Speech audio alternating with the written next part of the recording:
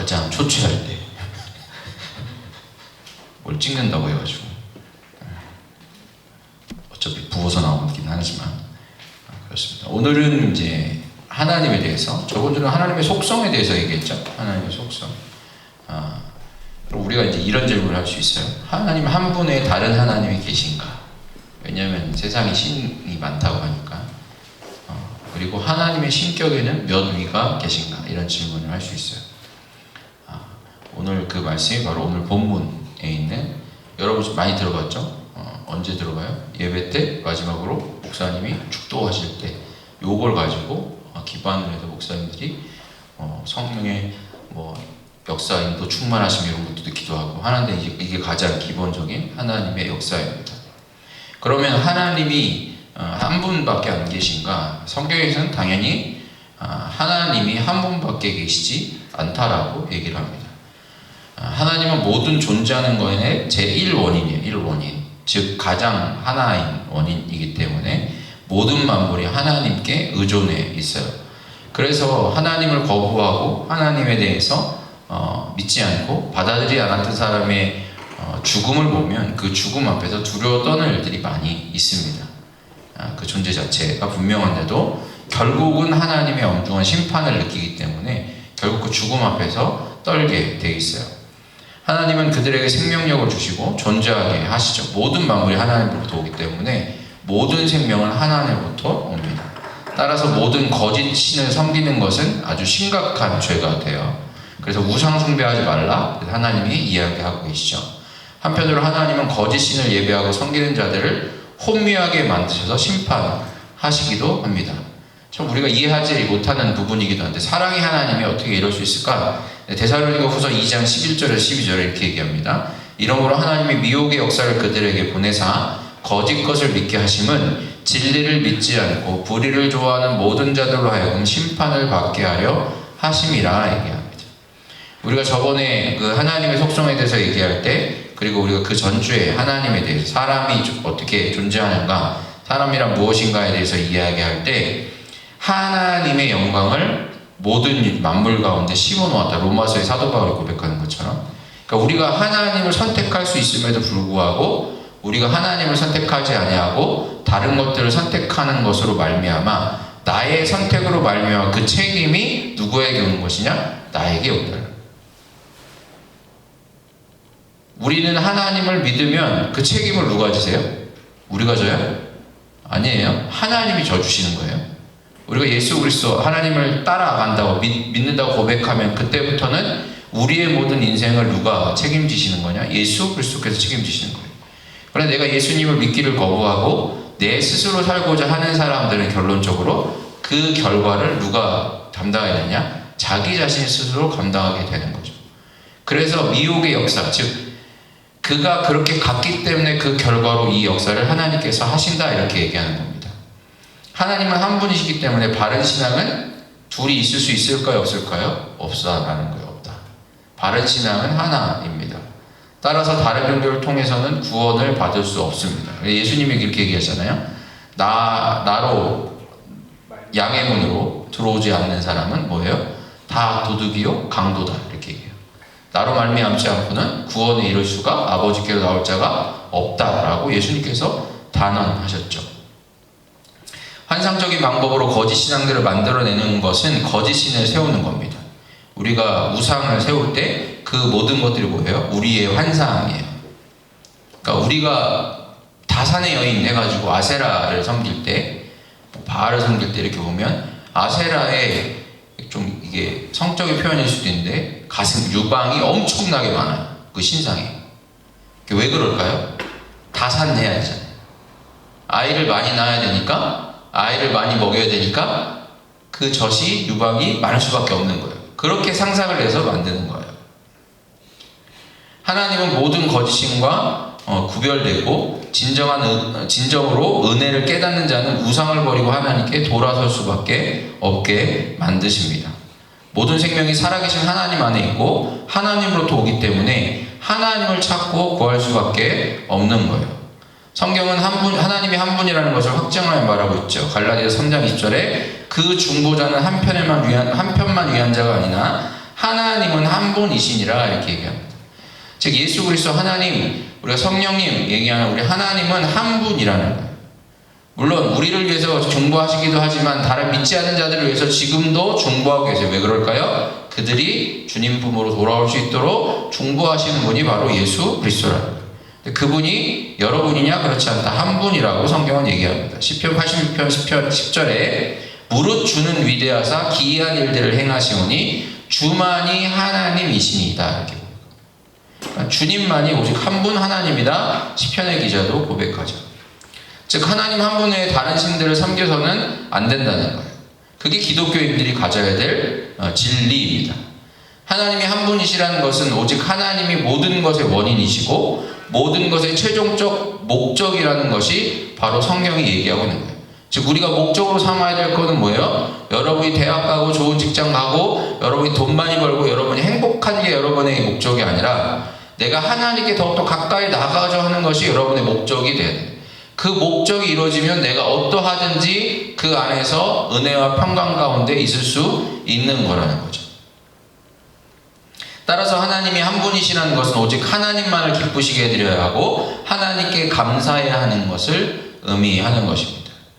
우리는 하나님의 뜻에 맞게 살려고 애씀으로써 하나님을 기쁘시게 해드립니다. 그것이 뭐예요? 믿음이라는 거예요. 하나님의 뜻을 믿는다. 내가 내 뜻과는 다르지만 주님께서 말씀하셨으니 그 뜻을 믿고 나간다. 그 믿음만이 하나님을 기쁘시게 해드릴 수 있다. 성경에 얘기하죠. 예수 그리스도께서도 아버지의 뜻을 따르셨습니다. 우리는 하나님이 우리에게 명령하신 것을 행함으로 하나님을 기쁘시게 하죠. 이것이 우리가 얘기하는 믿음입니다. 또한 우리의 마음을 드림으로 그리고 한 분이신 하나님께 기도함으로 하나님을 기쁘게 해드리는 거죠. 기도는 예배의 부분이기 때문에 반드시 우리가 드려야 하는 겁니다. 우리가 이 땅에서 거짓신을 믿지 않는다 할지라도 우리 여러분 뭐 우상 숭배 안 하잖아요. 그죠? 요즘 시대에 다곤을 섬기지도 않고 그죠? 무슨 바알을 섬기지도 않고 아세라 신상을 여러분이 섬기지는 않을 거예요.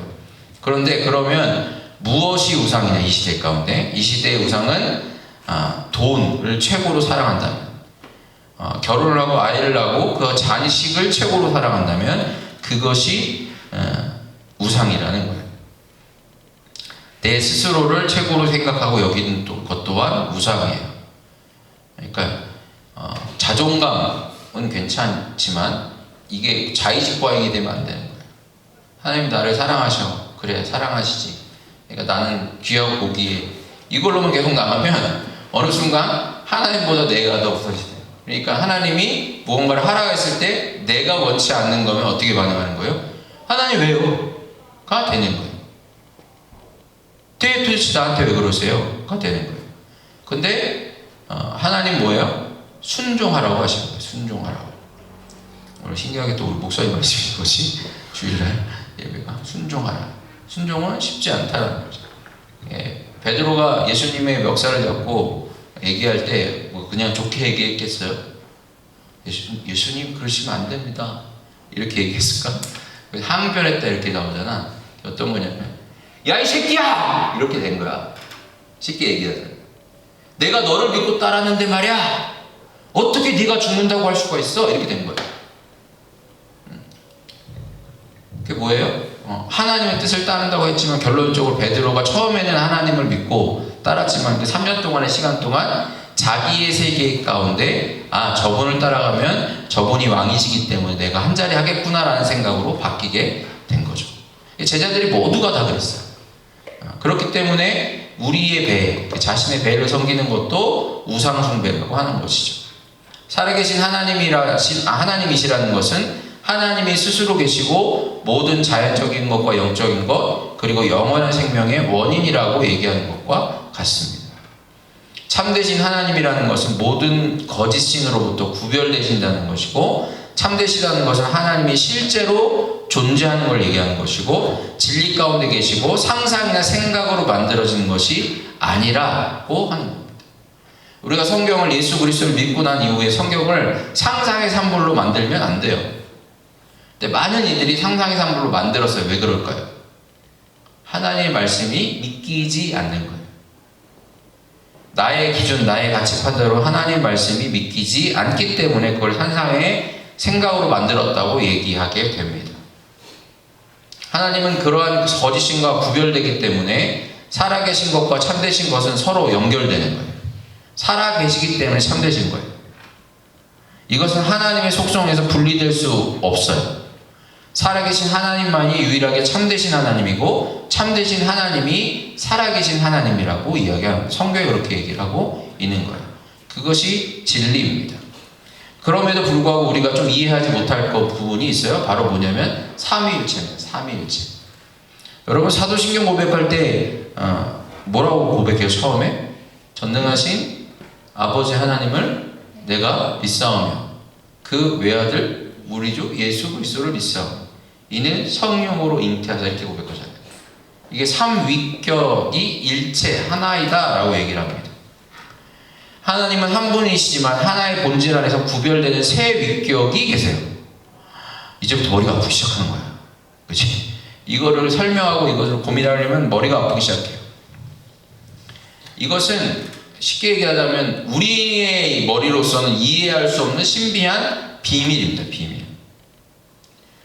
인간의 자연적인 빛으로 발견할 수 있는 것이 아니에요. 이 삼위일체는. 그러니까 이것을 설명하려고 하다 보니까 자꾸 뭐가 나오냐면 이단들이 나오기 시작하는 거예요. 삼위일체야? 근데 우리가 이해 못하니까 뭐라고 설명해요? 우리가 나는 아들이기도 하지만 아빠이기도 하고 남편이기도 하잖아. 이렇게 설명하는 거. 그러니까 이거 이단이에요. 이미 이건 이단이라고 판결이 난. 신학적으로 이건 아니다 이렇게 된 거예요. 뭐 물이 쉽게 설명하려고 하긴 하는 건데 이대로 이해하면 안 돼요. 물이 H2O인데 얼으면 고체가 되고 끓으면 기체가 되고 그냥 있으면 물이 되는 거. 이것도 설명은 가능하지만 이것도 아닌 거예요. 그리고 뭐 아버지로부터 예수가 나오고 예수로부터 성령이 나왔다 이렇게 해갖고 양태적으로 설명하는 것도 이단이다. 그러니까 신학적으로 살펴보자면 아닌 거를 추려내는 게 더 빨라요. 왜? 아까도 얘기했듯이 신비한 비밀이기 때문에 이거를 인간적인 머리로는 이해하기가 쉽지 않아요. 그런데 성경은 얘기하는 거예요. 본질에 있어서 삼위의 하나님이시다 이렇게 얘기를 해요. 성경에서. 삼위는 신적 성질이 같으신 거예요. 그래서 삼위가 있어서 그래서 삼위에 있어서 정도가 있는 게 아니에요. 이분은 크시고 이분은 낮고 이분은 뭐 중간이고 이게 없는 거예요. 다 같으신 분이에요. 그런데 위격이 서로 다르시기 때문에 상호 연합함으로 계시다 이렇게 우리의 말로는 설명할 수 있죠. 삼위에 있어서 지혜와 거룩함과 능력에 있어서 차이가 난다 그것도 아닙니다. 다 세 분이 같다라고 보시면 됩니다. 우리가 첫째 위격을 성부라고 부르고 둘째는 뭐라고 불러요? 성자라고 부르고 셋째는 성령이라고 부릅니다. 그러니까 성부가 하나님 아버지, 우리가 전능하신 하나님 아버지라고 고백한 성부가 선택하셨어요. 이게 이제 성부 하나님의 위격이 갖는 일이에요. 일. 그분이 행하신 것. 성부가 선택하시고 선택한 백성을 위해서 성자가 구속의 사역을 행하시는 거예요. 즉 구약성서에서는 누구를 택하신 거예요?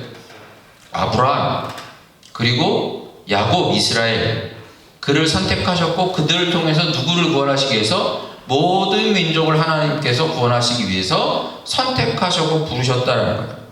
그리고 선택한 백성을 누구를 통해서 구속하시는 거예요? 예수 그리스도를 통해서 구속하셨다 얘기하는 거예요. 우리가 십자가의 구속의 역사를 의지한다라는 것이 바로 여기서 나타납니다. 성자가 구속사역을 행하시는 거죠. 그리고 성령은 구속의 은혜가 실제로 택한 자들에게 일어나도록 적용하는 거예요. 즉 하나님의 은사와 능력이 발휘되는 건 누구 때문이냐? 성령의 역사라는 거예요. 여러분이 성령으로 충만하면 주님의 역사가 여러분 삶 속에 나타나는 거예요. 그래서 우리에게 뭐라고 그러는데요? 성령의 충만을 구하라 이렇게 얘기해요. 예수를 믿었다면 우리가 성령으로 충만하도록 우리가 기도하고 나아가는 거죠. 따라서 삼위일체 교리를 거부하는 것은 구원의 도를 거부하는 것과 같아요. 제가 예수전도단 DTS를 갔는데 예수전도단 DTS에서 이제 어떤 친구가 같이 왔어요. 제가 거기서 나이가 제일 많았어. 30이 넘어서 갔거든.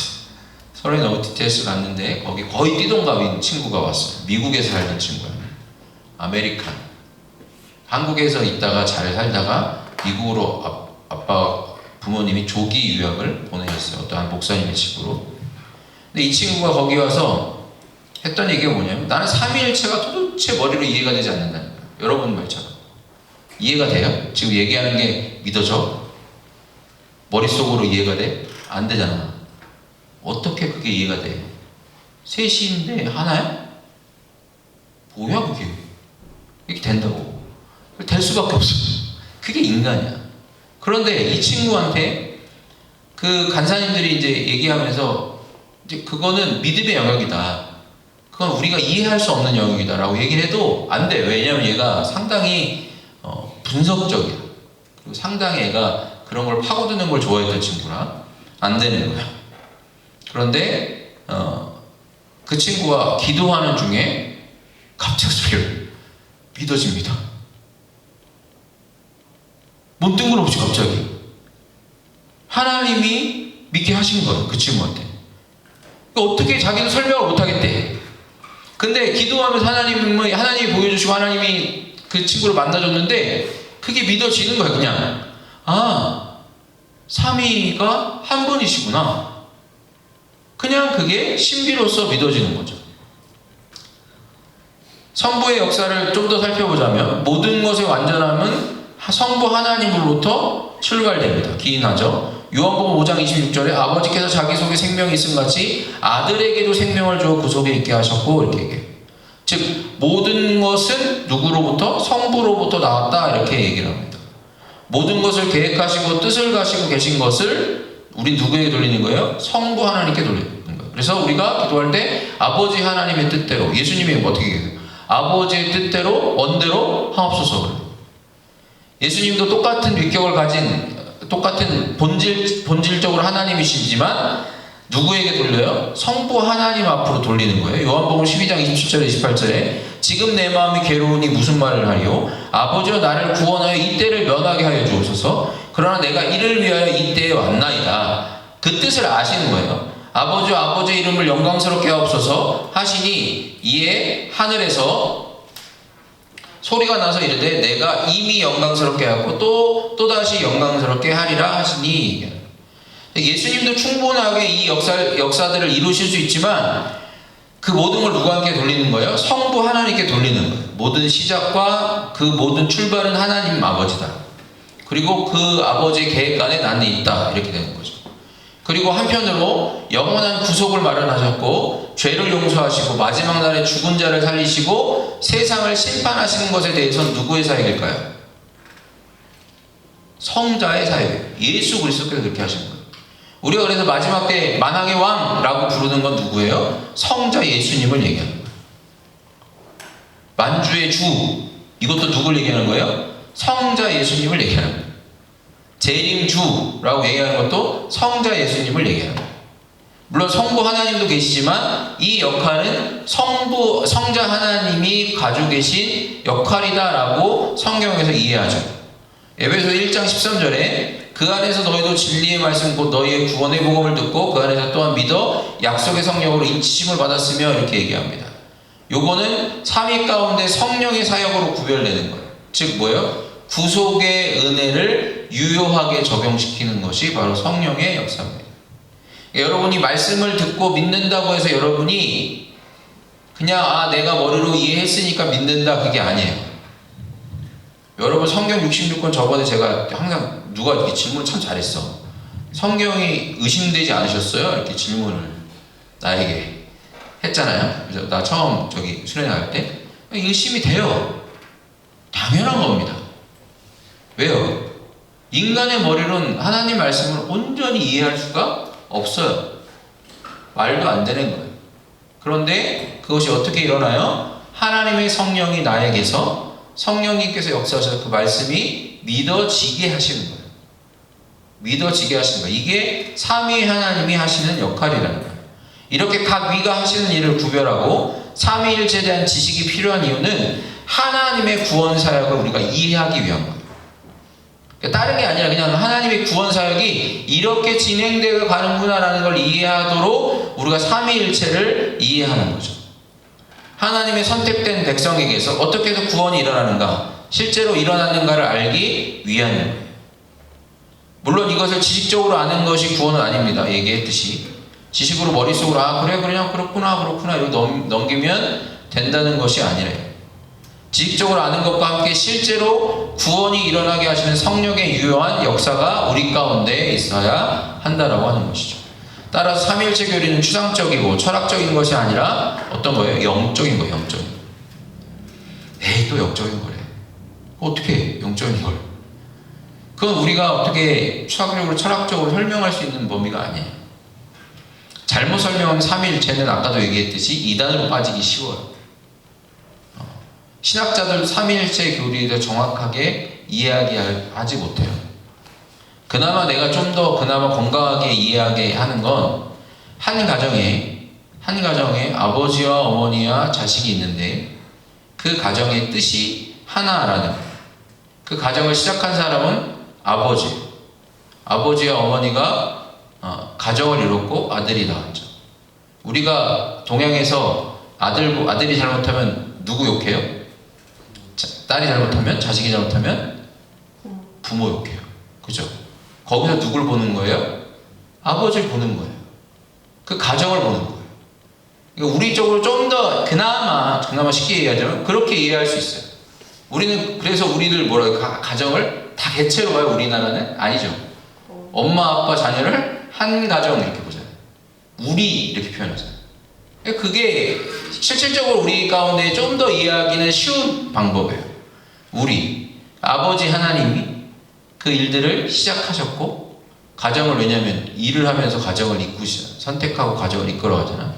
그것에 아들이 더욱더 그 모든 일 가운데서 아버지를 도와서 그 일들을 감당해 나가는 것 같은. 그럼 어머니는 그 일들을 행할 수 있도록 뒤에서 뭐 하는 거예요? 케어해주고 위로해주고 역사하는 게 어머니의 손길이에요. 그렇게 이해할 수도 있어요. 그러나 이것이 그냥 머리로만 이해하는 것, 그 식으로 그렇구나 이해하는 걸로 끝나면 안 된다는 거죠.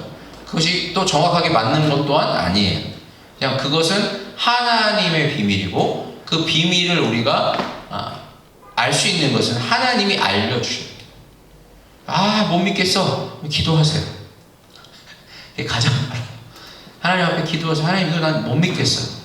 하나님 알려주세요 하면 제가 왜냐면 나는 그 친구가 경험한 걸 봤잖아요. 그 친구가 엄청나게 이거에 대해서 엄청나게 간사들이랑 따졌어요. 맞는 얘기는 난 이거 도저히 못 믿겠다. 간사들이 아무리 설득하려고 해도 안 돼. 거기 간사님들 다 목사님이야. 그런데도 안 돼. 신학과를 나오고 다 했는데 안 돼. 이 친구 하나한테 안 되는 거야. 나이들이 나보다 다 연상이신 목사님이셨는데 안 돼. 그런데 그 친구가 기도하는 순간 자기가 스스로 하나님을 깨닫게 하니까 뭐예요? 믿어줘요. 이러는 거예요. 근데 설명을 하는데 그렇게 걔는 저렇게 이해가 그냥 되는 거야? 이렇게 될 정도로 내가 봤을 때는 그렇게 이해가 된다고? 이렇게 할 정도로 그냥 쉽게 이해가 돼요. 왜? 이것이 영적인 영역이고 믿음의 영역이기 때문입니다. 더욱이 삼위일체 교리는 우리의 삶과 직접적인 관련을 가집니다. 왜냐하면 우리가 예배할 때 성자 안에서 성령의 도우심 가운데 성부에게 구하는 것이기 때문에. 즉 우리가 예배할 때 누구의 공로를 의지해서 나가는 거예요? 예수님의 공로를 의지해서 나가는 거예요, 여러분. 예수님의 보혈의 공로가 없으면, 십자가의 공로가 없으면 우리는 하나님 앞에 나갈 수 있어요, 없어요? 없는 거예요. 그래서 예수님을 믿음으로 나가요. 그런데 그것이 우리 의지로 나갈 수 있는 거냐? 그렇지 않아요. 성령님께서 도와주시는 거예요. 성령님께서 우리를 그 가운데 나갈 수 있도록 강하고 담대함을 우리에게 부어주시는 거예요. 그리고 그걸 통해서 우리가 하나님을 예배하게 되는 것이죠. 에베소 2장 18절에 이는 그로 말미암아 우리들이 한 성령 안에서 아버지께 나아감을 얻게 하려 하심이라 이렇게 에베소에서 얘기하고, 범사에 5장 20절에 범사에 우리 주 예수 그리스도의 이름으로 항상 아버지 하나님께 감사하며 얘기합니다. 즉 우리의 삶 속에 계속적으로 일어나는 일들이 이 삼위의 하나님께서 우리 가운데 역사하신다는 거죠. 그래서 삼위일체 교리는 오직 어디에서 발견돼요? 성경 안에서만 발견돼요. 특이한 거예요. 성경 안에서만 발견되는 것이고, 삼위의 하나님이 자신의 백성을 어떻게 구원하시는가를 보여주시는 것이고, 신자의 믿음의 규칙이 이 가르침에 근거하고 있음을 가르쳐주는 것이 삼위일체의 교리입니다. 그래서 아까 질문했던 하나님 한 분 외에 다른 하나님이 계십니까? 라고 했을 때 우리는 어떻게 고백해야 되느냐? 오직 그분은 한 분이시고 살아계시고 참되신 하나님만 계시다. 이것이 우리의 고백이 돼야 된다는 거죠. 그냥 애매하게 다른 분도 있지 않을까요? 이러면 그리스도인이 아니야. 컷이야 컷. 그건 죽는 거라고. 거짓을 섬기기 때문에 멸망으로 갈 수밖에 없는 거예요. 그 다음에 하나님의 신격에는 몇 위가 계시냐? 하나님의 신격에는 성부, 성자, 성령, 삼위가 계신다는 거죠. 그래서 삼위는 그 본질이 동일하시고 능력과 영광이 동일한 하나의 하나님이다 라고 우리는 고백할 수밖에 없어요. 그러니까 이건 누구를 이해시킬 수 있는 게 아니라는 거예요. 제가 이렇게 성경에서 나온 대로 어떻게든 이해를 할 수 있도록 우리 청년들에게 설교를 하고 설명을 한 거지만 결론적으로 이거는 누가 할 수 있는 거예요? 하나님만이 하실 수 있다는 거예요. 그래서 우리가 믿음으로 기도하며 나갈 수밖에 없는 거라는 겁니다. 우리 사랑하는 청년들 또 그 은혜 안에서 살기를 간절히 축원합니다. 에너지 다 썼어요. 지금 막 식은땀이 식어가지고 좀 약간 오싹오싹한데 이거 우리 함께 기도하시겠습니다. 이 시간 우리 기도할 때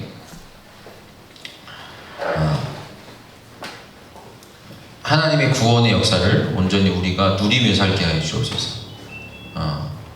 하나님이 여러분을 선택하셨습니다. 그거에 감사하십시오. 여러분의 죄를 예수님께서 십자가를 지심으로 부활하심으로 사하셨어요. 그거에 감사하시기 바랍니다. 그리고 우리의 힘으로 우리의 능으로 그걸 믿음을 가지고 나갈 수 없지만 성령님께서 지금도 우리를 그 길로 인도하고 계세요. 하나님께서 이끄시고 계세요. 즉 우리가 믿는 믿음은 내가 잘나서 내가 어렸을 때부터 잘했으니까 내가 성경을 많이 아니까가 아닌 거예요. 아까 우리가 찬양했던 것이 모든 것이 다 은혜입니다. 하나님이 우리에게 선물로 주신 거예요. 죽을 수밖에 없는 자에게 하나님이 선물을 주신 거예요. 그거를 선택한, 선물을 받아들인 우리의 그런 어떠한 결정도 있지만 결국 그 결정조차도 하나님이 그 선물을 주시지 않았으면 할 수 없어요. 즉 구원은 누구로부터? 하나님으로부터 예수 그리스도를 통해서 성령님이 우리에게 역사하시는 겁니다. 그 살아계신 하나님, 한 분 하나님만을 온전히 섬기고 살아가는 나의 삶이 될 수 있도록 하나님 함께해 달라고 우리가 또한 그것을 믿음으로 영적으로 알아서 우리 삶 속의 예배 가운데 더욱더 온전히 적용되어지고 더욱더 그것을 통해서 내가 더욱더 깊은 은혜와 또 평강을 누릴 수 있도록 좀 역사해 달라고 말씀을 생각하시면서 나같이 함께 기도하시겠습니다. 할렐루야. 사랑과 은혜가 충만하신 하나님